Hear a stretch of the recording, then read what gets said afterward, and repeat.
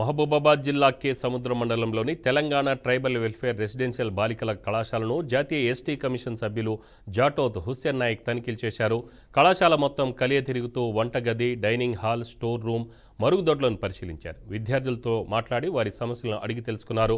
హాస్టళ్లలో అరకొర సౌకర్యాలతో విద్యార్థినులు తీవ్ర ఇబ్బందులు పడుతున్నారని ఆవేదన వ్యక్తం చేశారు. కనీసం కళాశాలకు ప్రహరీ గోడ కూడా లేదని మండిపడ్డారు. ప్రభుత్వం వెంటనే చొరవ తీసుకుని విద్యార్థినుల సమస్యలు వెంటనే పరిష్కరించాలని ఆయన డిమాండ్ చేశారు. నాకున్న తక్కువ టైంలో చాలామంది అధికారులను ఇబ్బంది పెట్టినా కానీ నేను చేసేది ప్రజల కోసం కాబట్టి ఈ షెడ్యూల్లో భాగంగా ఈరోజు కేసంద్రంలోని గర్ల్స్ హాస్టల్ని విజిట్ చేయడం జరిగింది.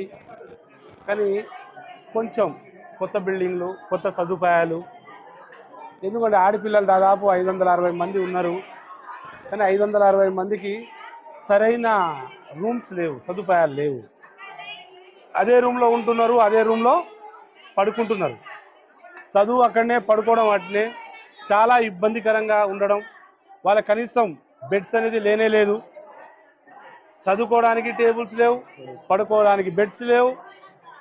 అలాగే వీళ్ళకు ఆడపిల్లలు ఉన్న హాస్టల్ కాబట్టి ఇక్కడ దాదాపు కాంపౌండ్ వాళ్ళే లేదు.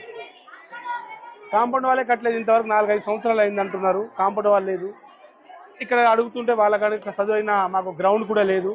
గ్రౌండ్ ఎందుకు లేదంటే మా దగ్గర 3 ఎకరాలు మాత్రమే భూమి ఉంది.